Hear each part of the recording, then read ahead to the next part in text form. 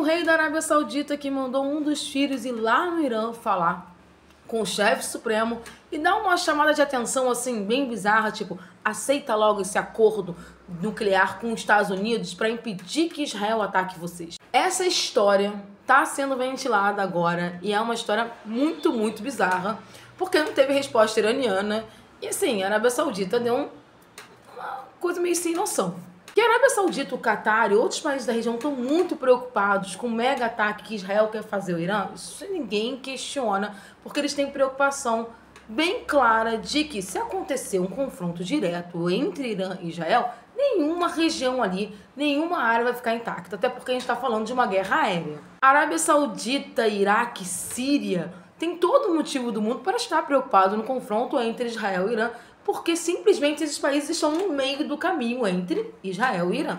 Só que existe um certo limite. A gente sabe que as relações diplomáticas entre a Arábia Saudita e o Irã foram retomadas. É uma relação que está muito saudável, inclusive.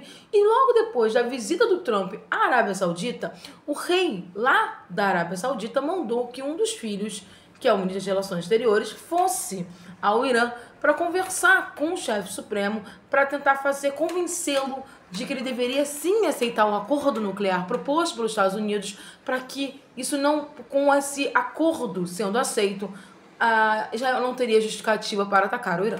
Só que o acordo que os Estados Unidos quer fazer com o Irã é um acordo que prejudica muito o Irã, porque praticamente paralisa todo o projeto nuclear iraniano. A gente não está falando de proibição de construir bomba atômica, né, ou restrição de A ou B. Não, a gente está falando de paralisação total de enriquecimento urânio e entre outras coisas. Os Estados Unidos não quer que o Irã desenvolva qualquer tipo de energia nuclear ou qualquer tipo de trabalho que envolva as questões nucleares.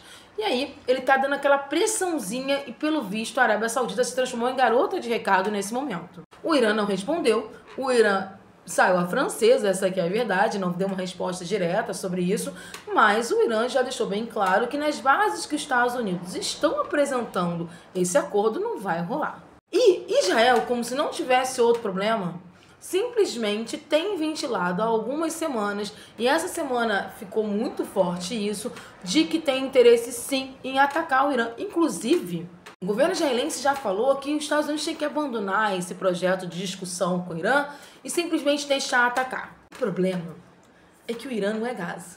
O problema é que o Irã não é o Líbano. Contra o Líbano, Israel já teve uma dificuldade enorme em guerrear. Claro, Israel levou muitas baixas civis ao Líbano e destruiu bastante o Líbano, mas não conseguiu destruir a territorialidade do Líbano, não conseguiu anexar terras do Líbano e teve que aceitar, sim, um acordo de cessar-fogo com o Líbano. Agora, imagina uma guerra contra o Irã, um país que tem uma indústria bélica e uma boa indústria bélica, porque os drones iranianos, inclusive, são utilizados lá na guerra da Ucrânia.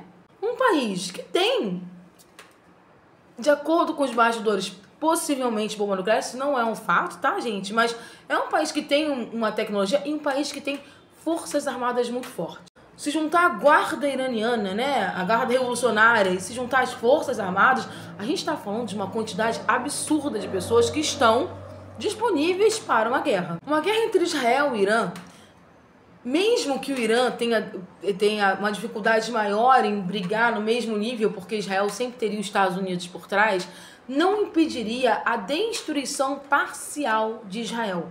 Uma guerra entre Irã e Israel faria que, inevitavelmente, territórios como Tel Aviv fossem atacados e, consequentemente, destruídos parcialmente pela força que o Irã tem. E ninguém tá falando que o Irã ganharia essa guerra não, tá? Eu acho que seria uma guerra que ninguém ganharia, porque teria que acabar de novo, né, numa forma de acordo. Mas o Irã, ele tem uma estrutura bélica e ele tem também forças armadas. Quem diz que não tem, tá meio desconectado. E aí, como eles não são próximos, Israel tá aqui e o Irã tá aqui. No meio do caminho tem a Arábia Saudita aqui embaixo, Síria e Iraque. O que vai acontecer? Essa guerra, ela é aérea. E aí, consequentemente, esses territórios que estão no meio do caminho podem sofrer alguma coisa. Além disso, com certeza Israel vai querer utilizar a passagem por terra da Síria e do Iraque para tentar atacar o Irã, o que pode também trazer conflitos dentro desses países.